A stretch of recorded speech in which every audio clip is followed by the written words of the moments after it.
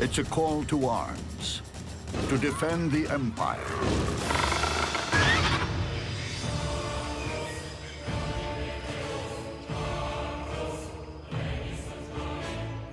This plant is about to become green ant territory. In less than a day, they will swarm over its leaves and bend them to their will. It's empire building by an incredible society that thinks as one. Colonies are interesting things. This is where hundreds of individuals behave like a single organism. They may think as one, but they're divided into specialist teams. There are workers, porters, guards, and beneath this swarm of servants, a queen.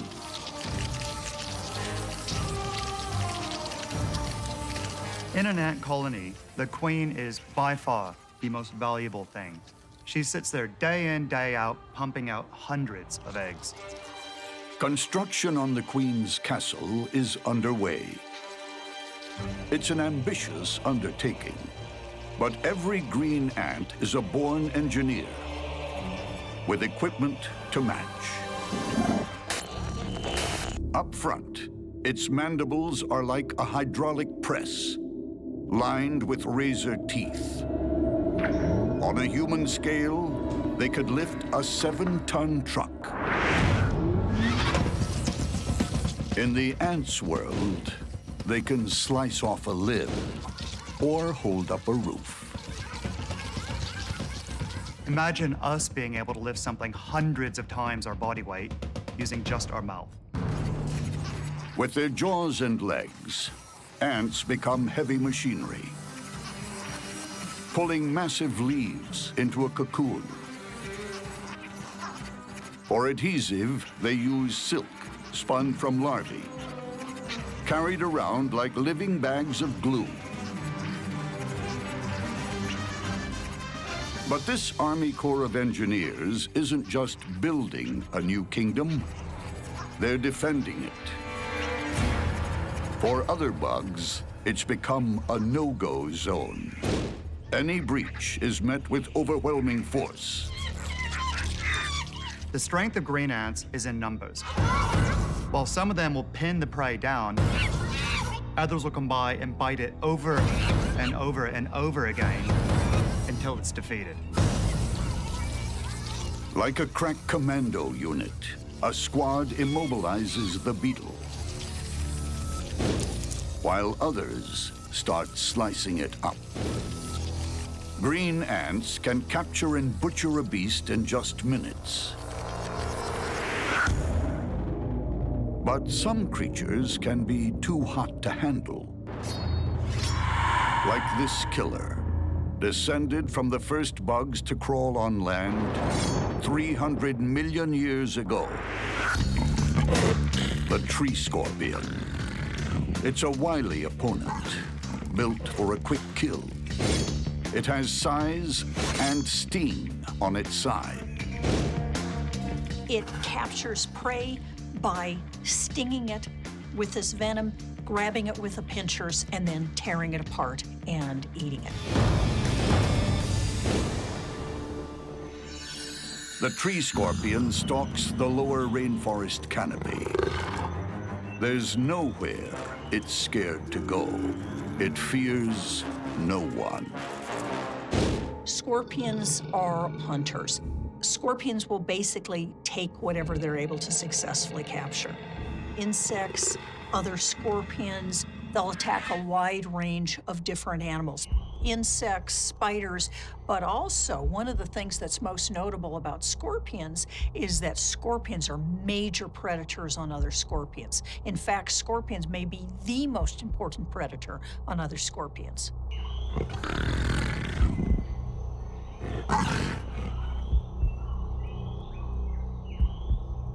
Its confidence and lethal advantage come from supersensitive hairs on its legs and body.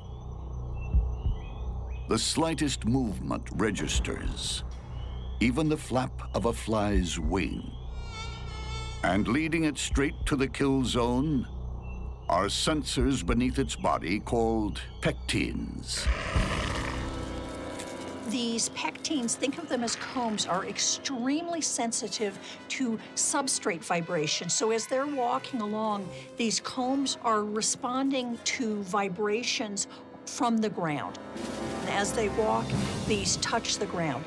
In addition, the pectines are probably at least somewhat sensitive to chemical and odor cues and are picking up information from the environment. They don't have particularly good vision. They almost certainly are responding to light and dark, but they're clearly not locating prey visually. This cricket came too close. It landed on a branch. The vibrations and the cricket's telltale chemical compounds alerted the scorpion. And in no time, the cricket became the main menu item on its predator's outdoor dinner table.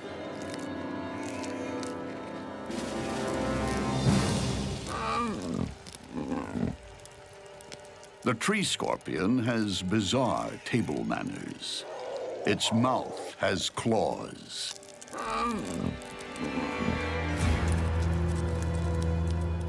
This creature knows how to look after itself in the rainforest.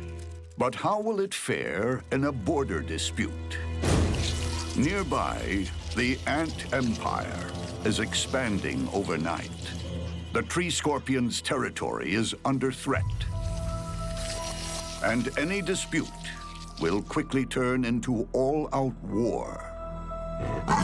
When a green ant colony attacks a much larger animal, anything that can be bitten will be bitten.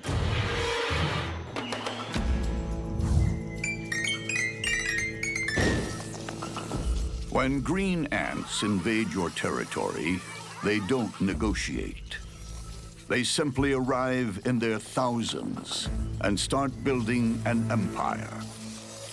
There's no diplomacy, no discussion.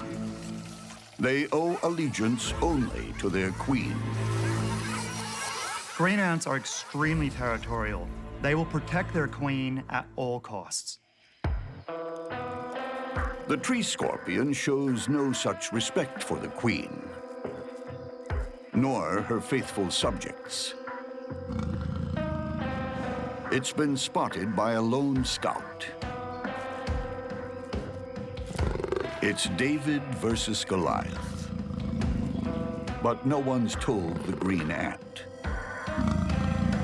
No matter how futile the attack, it's programmed to lock on to its foe.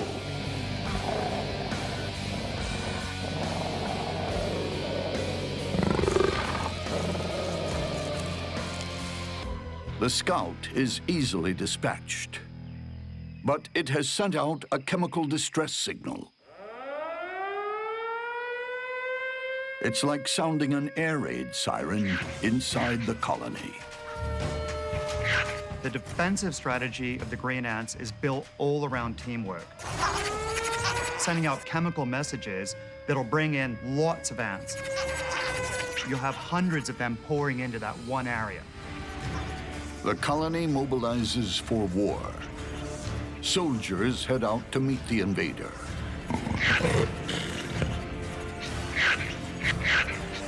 The tree scorpion tries to beat a retreat, but it's surrounded. This is where the real fight begins. Once the green ants start operating as a team, their effectiveness takes an exponential leap. It's a case of 1 + 1 = 3. Ant numbers swell quickly. Each attaches itself, trying to outmaneuver the giant intruder. Sensing an advantage, the ants deploy their weapon of mass destruction, a cloud of formic acid. Sprayed from each ant's abdomen, the cloud is like pouring molten lava on the scorpion's wounds.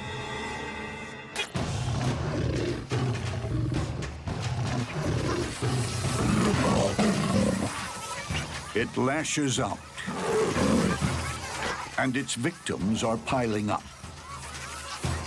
Medic ants deal with the wounded.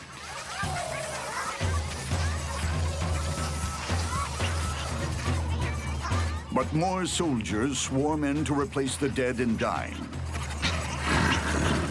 The onslaught overcomes the scorpion's last defenses. The ants are able to hold on to different parts of the scorpion, so it isn't able to sting.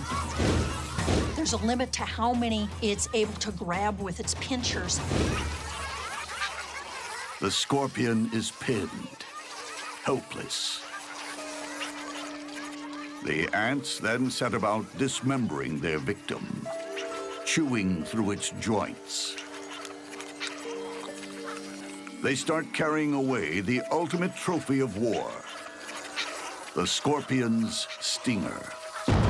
There's nothing their victim can do. Once it loses its sting, its fight is over.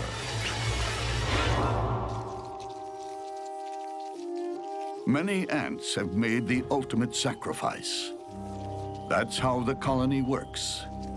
One individual dies, an empire is defended. Long live the queen. Only one will live another day.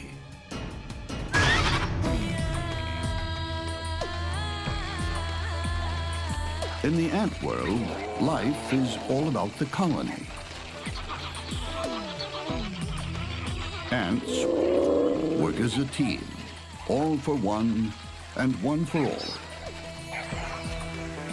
But for this species, going solo is allowed. It's even encouraged. This is the bull ant. Growing up to 1 inch long, it's one of the world's largest. Big enough to fend for itself. Its huge jaws are fearsome enough. They lock like a vice, inescapable. But it's the other end you really need to worry about. This lethal stinger delivers venom in multiple doses.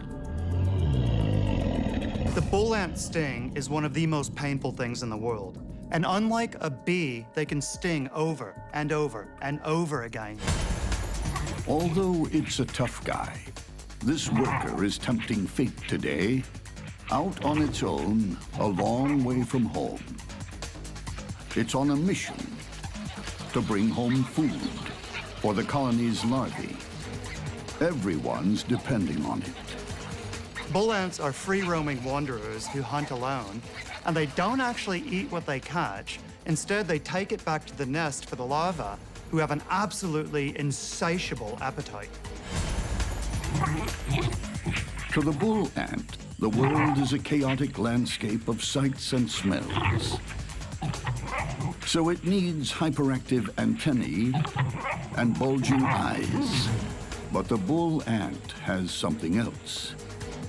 Twin claws on every foot give it the powers of an action hero with attitude.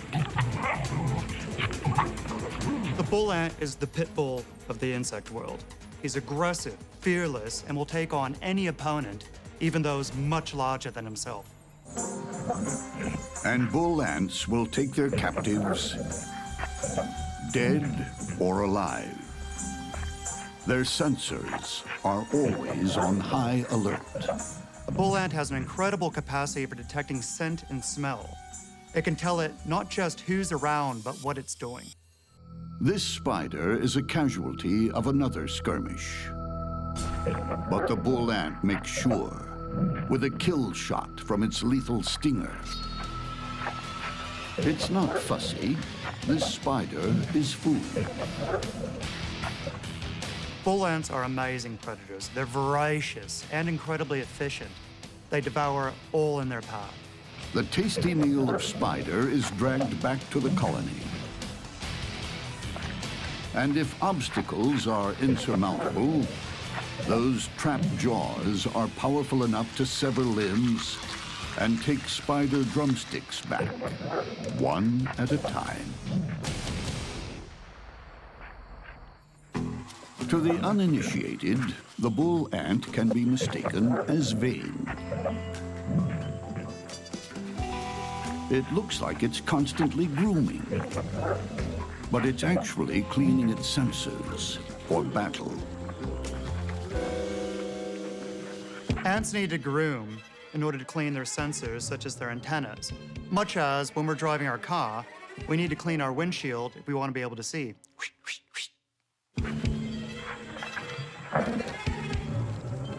It has to be on guard every moment it's away from the colony. There's no backup if it runs into trouble. And this is trouble. The deadly redback spider. From the black widow family, she's renowned for her super toxic venom and lightning speed. But the redback has something else for the unwary. A super-engineered web. There's usually a number of components. It often has an upper area where the spider is hanging in the middle, and then, most importantly, it has a number of lines going down that are just covered with globs of glue, so that if something walks into these lines, they tend to break the lines. It causes a vibration going up, plus they get stuck in the glue. And as they struggle trying to get loose from this, then at that point, the spider comes down and nabs the prey. She specializes in tailor-made straitjackets. With lightning speed, she spins a suffocating silk suit that's only worn once. The way the redback gets the silk out of the spinnerets is on the fourth leg, it has a comb, and it combs the silk out of its spinnerets. Spider silk is considered to be stronger than steel. It's considered to be the strongest biopolymer known. Few creatures leave a redback's web, and the bigger they are, the harder they fall. But can a smaller foe get the upper hand? This contest pits two agile killers head-to-head. Jaws and Venom versus Death Trap. The bite of a bull ant's not gonna really do that much. What it needs to do is get a sting in and get that deadly venom inside that spider. Here you've got a situation where you've got two predators that are about the same size, each of which has multiple lines of defense, and so it honestly could go either way.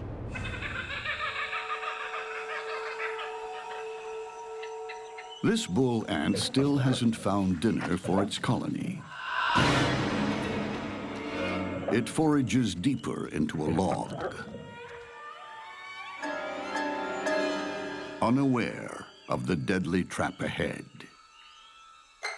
Although the redback is venomous, actually her most important weapon is her web, and her web is like Kevlar dripping with super glue. One false step is enough.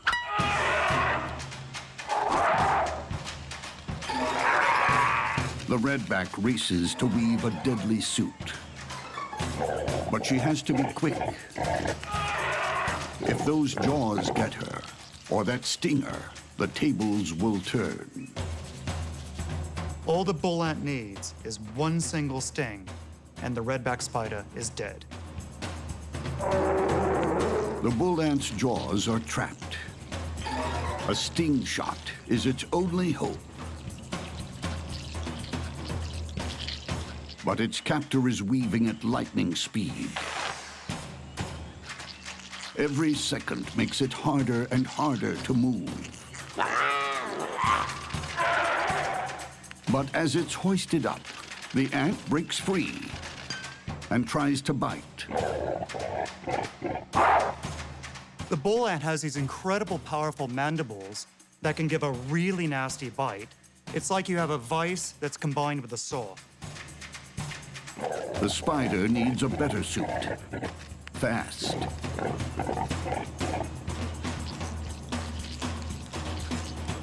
Again, her raps subdue the ant. Only now can the redback get close enough to inject its venom.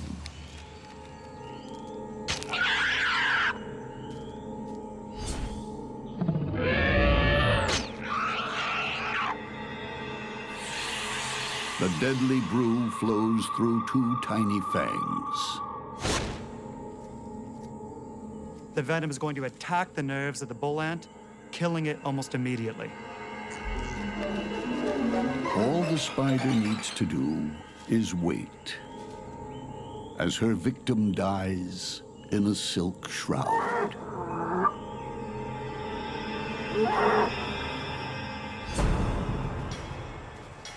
Far from the safety of its colony, a bull ant pays the price for going solo. No one heard it scream. I don't think a redback that had fallen out of her web or was out of her web wandering on the ground had any chance against a bull ant. But a redback that's in her web, she has total control of the situation. In nature's tiny world, an ant's life means something. For this skillful redback, it's a fresh meal before she's ready to kill again. The earth will open up.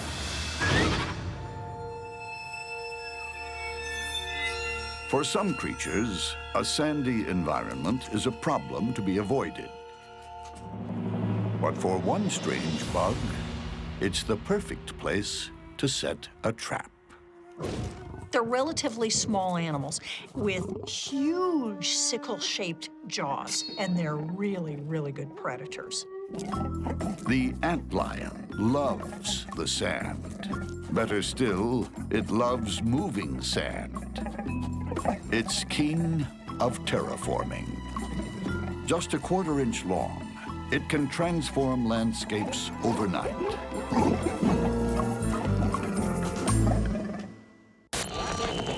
The antlion is often called a doodlebug. It's actually the larval form of a flying insect called a lacewing.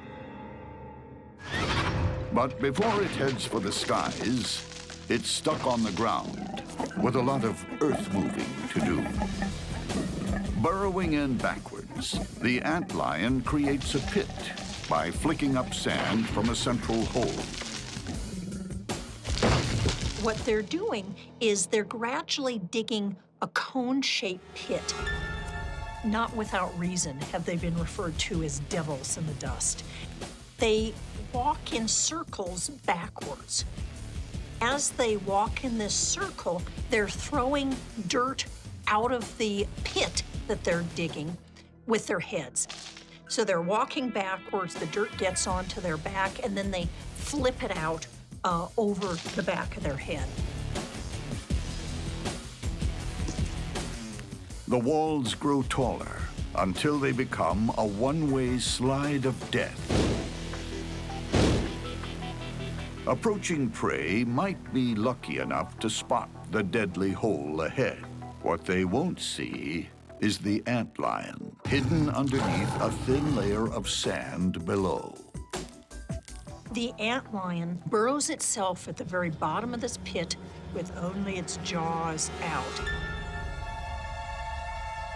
The antlion is a masterpiece of devious engineering.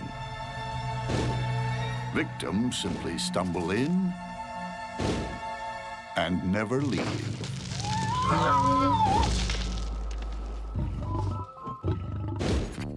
Not far from the antlion sand trap, another predator is on the hunt. A street fighter with a spring-loaded weapon. A trapjaw ant. Trapjaws have lean bodies with muscular shapes, huge heads, huge eyes, and these massive mandibles that snap shut like a bear trap. Its spring-loaded jaws lock open at 180 degrees, like a crossbow. Then, on contact, they slam shut. These jaws are the speeding bullet of the natural world. They are literally the fastest moving body part of any animal. They snap shut at 145 miles an hour. And there's more. A venom-packed sting on its abdomen. Trap jaws will use their sting or their mandibles first, depending on which type of prey they're trying to capture. A trap jaw isn't intimidated by size either. When it's out on the prowl, it'll take on anything. Even a spider bigger than itself. When the trap jaw's mandibles snap shut, they give off a sound so loud it can actually stun the ant's prey.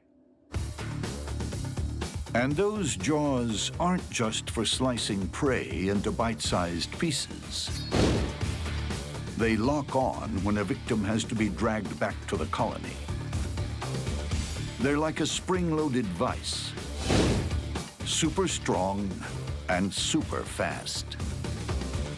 Trapjaw's greatest hope for escape is to snap its jaws shut while pushing them against the ground, which would propel it up into the air. But does having the world's fastest jaws guarantee survival? And is a sand trap a certain killer? I think the antlion takes down the ant.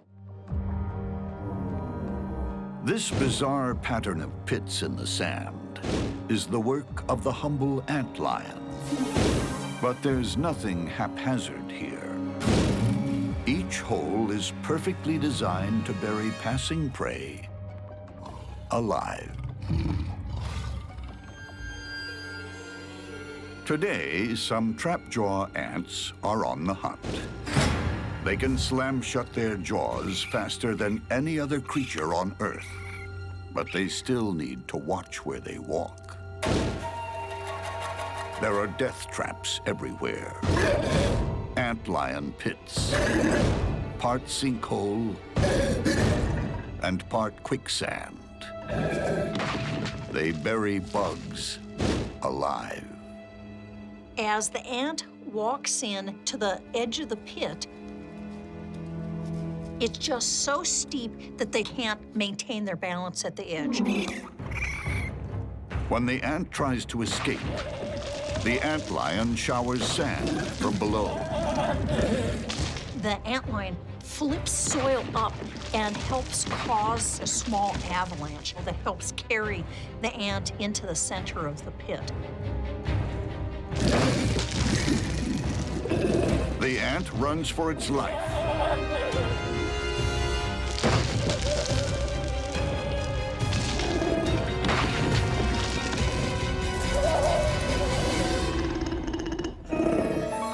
It's a lucky escape.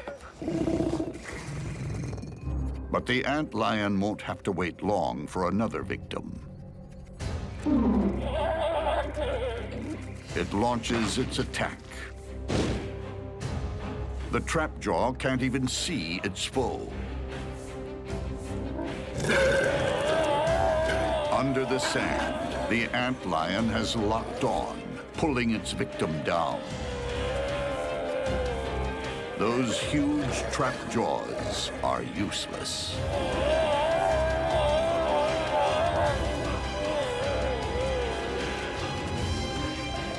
And from below, the antlion has already begun sucking its victims' insides out.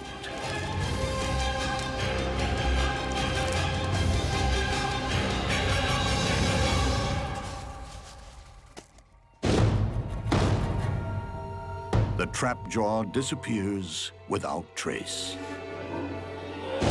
Sometimes, in a bug's world, the best weapon you can use is the environment itself. And if your weapon can double as a grave, so much the better. But will bigger be better?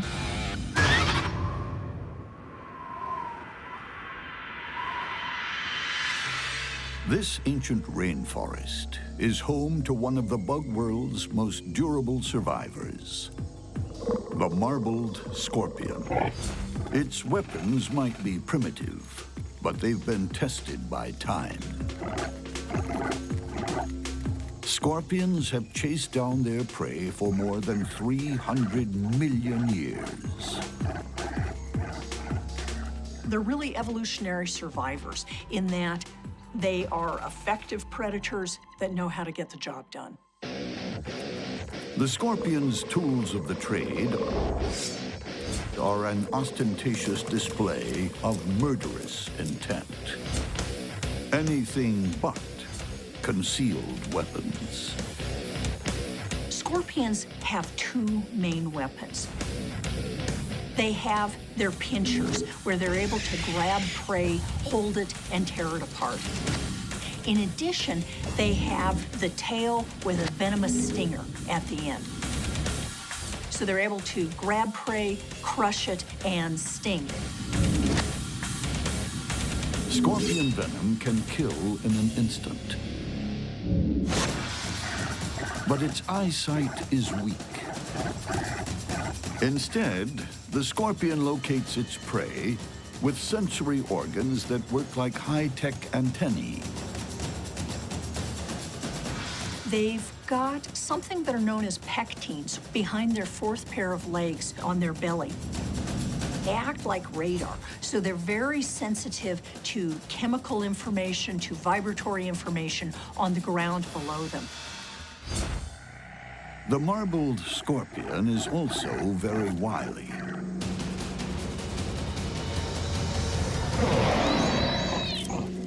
This cockroach had no idea it was about to become lunch.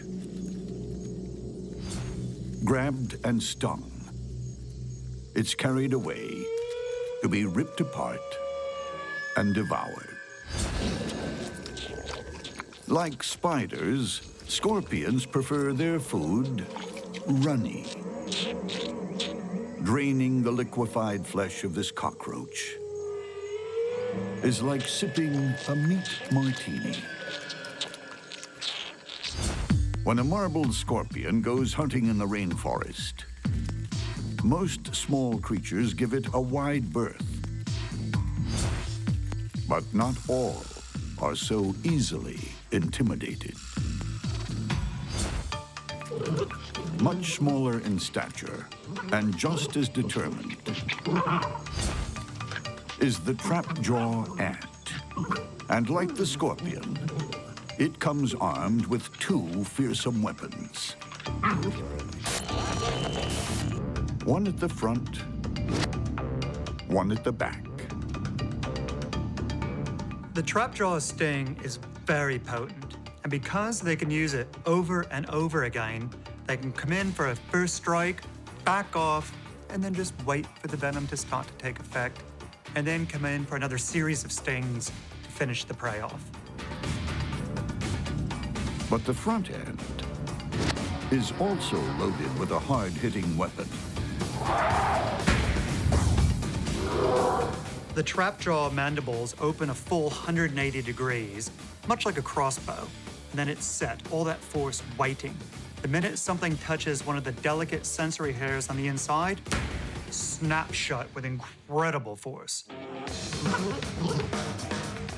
The peak force is equal to 300 times the ant's body weight, and the speed is astonishing.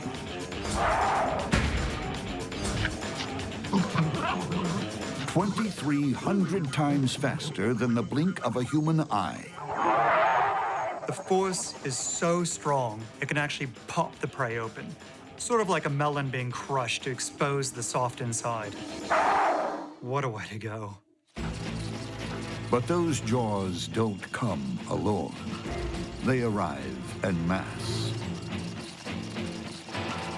Trapjaws are very effective at defending themselves on one-on-one fights. However, because they're a social creature that lives together in large colonies, they can work together to defend the individual or the entire nest.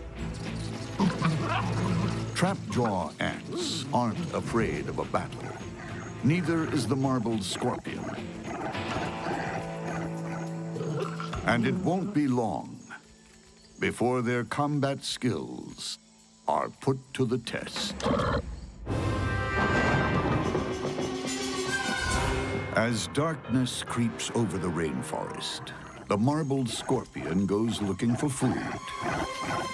Also out scouting for a meal, a trapjaw ant.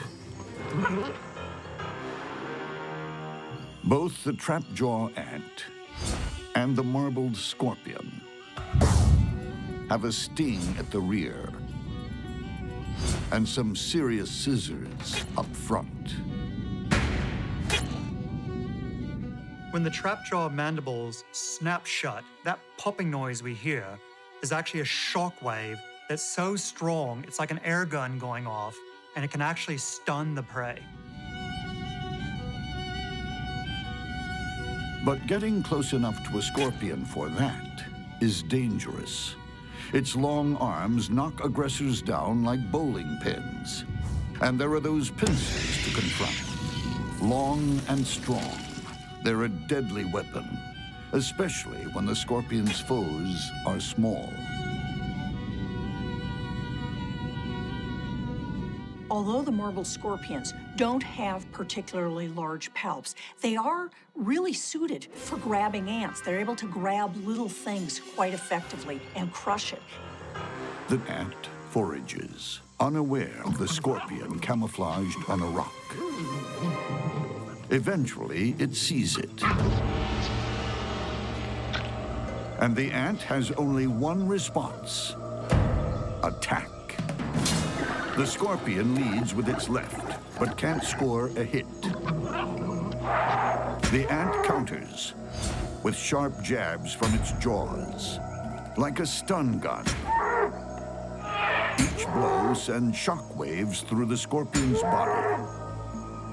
It's hurting badly. While the scorpion has weapons on both ends, so does the trapjaw. But what it really wants to avoid is that scorpion stinger. So its best strategy is going to be get in a quick first sting, back off, wait, and then once the venom kicks in, come back for a series of killer blows. The strategy is working. The scorpion is down, but not out. The lone ant calls for reinforcements. These ants, they're constantly in communication with each other through touch, body movement, the use of chemical signals. The call to arms is fast and effective. Troops arrive in force. This doesn't look good. Scorpion should get out of there as quick as possible. The scorpion is totally outnumbered.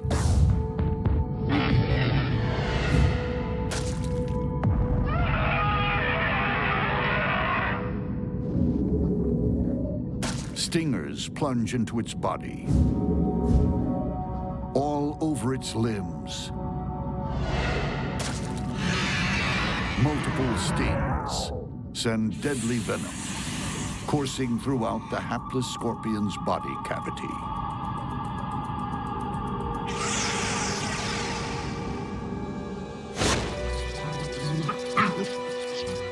Totally paralyzed, those once fearsome claws are useless. The marbled scorpion is destined for a marble mausoleum. A scorpion known for its venom is being taken down by an ant that isn't known for its sting, but is absolutely known for its jaws. It's the ultimate in dignity. A rainforest supremo is dragged from its rocky pedestal to be cut apart and fed to ant larvae. It's a battle worthy of the big screen.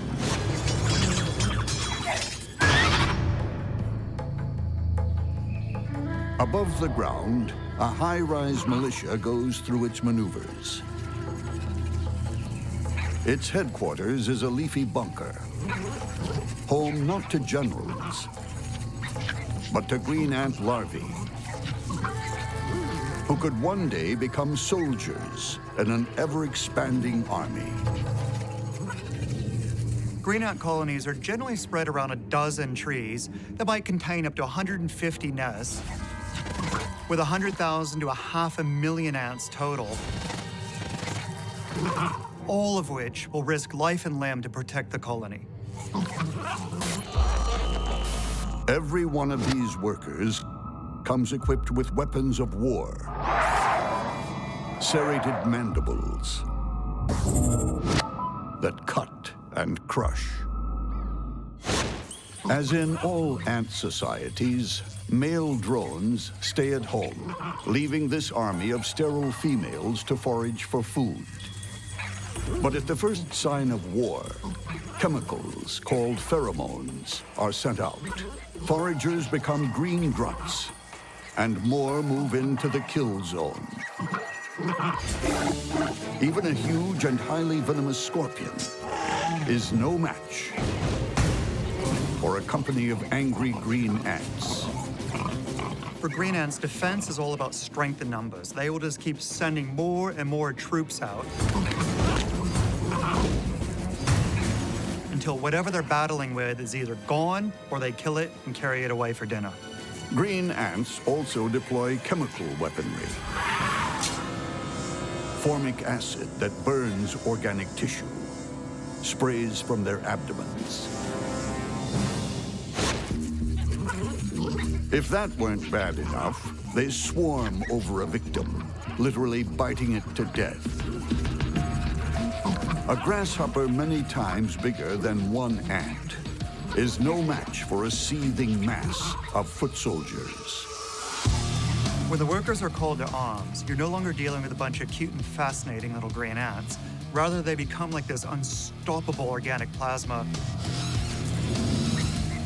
that can deter any predator, whether it's coming from the ground or the air. Victims become helpless marionettes, dancing to the tune of a swarm of single-minded puppeteers.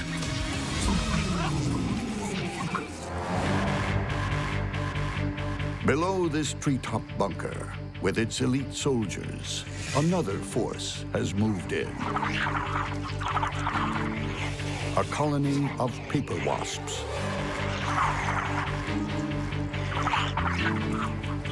In a skirmish, they use their aerial maneuverability like a weapon.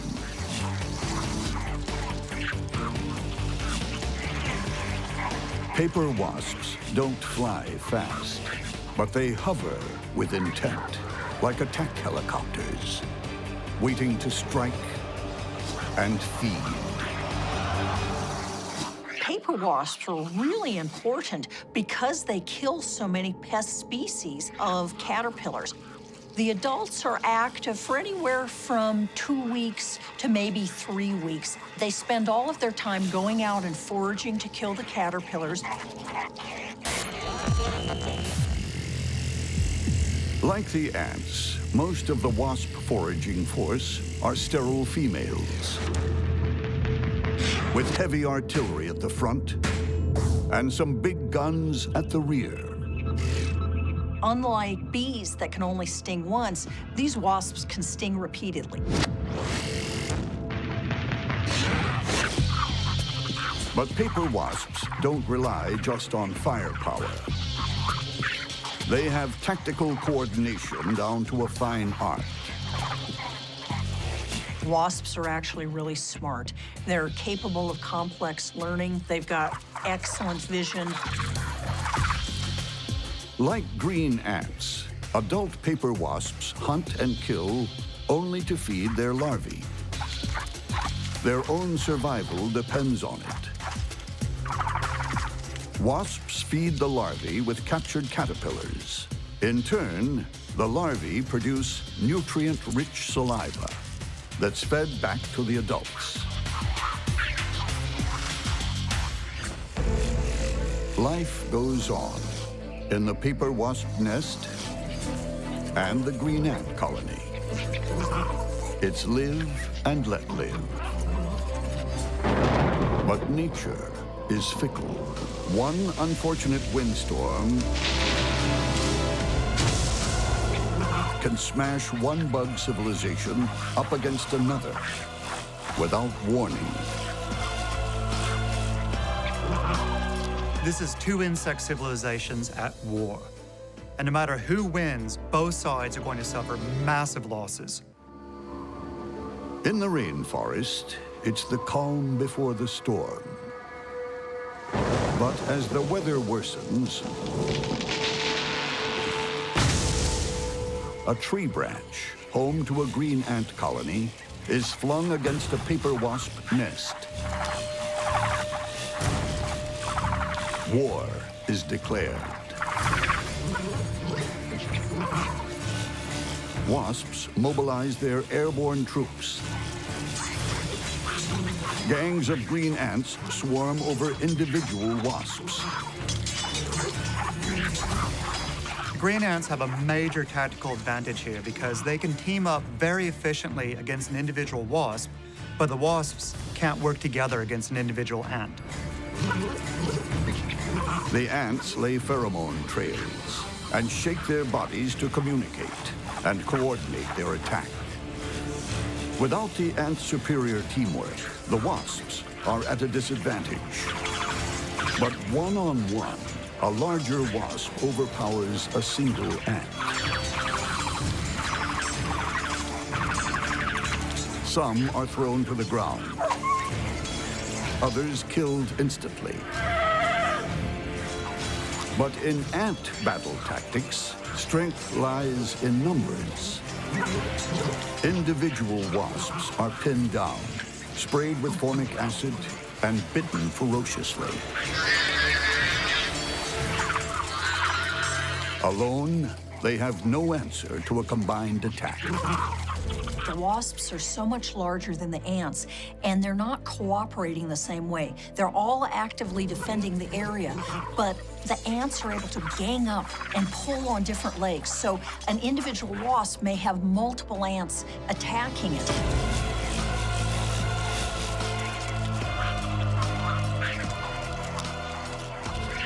A raiding party of green ants bursts into the paper wasp nursery. Here, wasp guards defend their larvae by biting and stinging. The wasp's sting is great against bigger animals, but it's pretty hard for a wasp to effectively sting one ant. And even though wasps are able to sting repeatedly, it's really hard for them to sting one ant, sting another ant, sting another ant.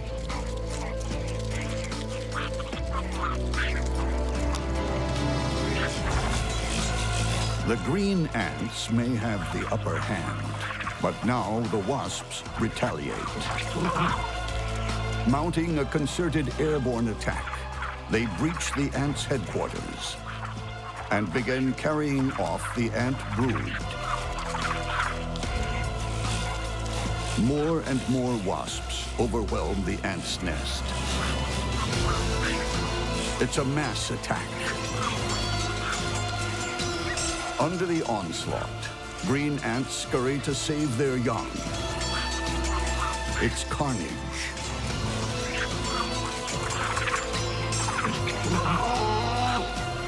The battlefield is littered with the wounded, the dying, and the dead. All either colony can do is pick up the pieces and start over again. The wasps' superior airborne maneuverability and their preemptive strike on the ant's nest tips the balance. They overcome their assailants, but at enormous cost.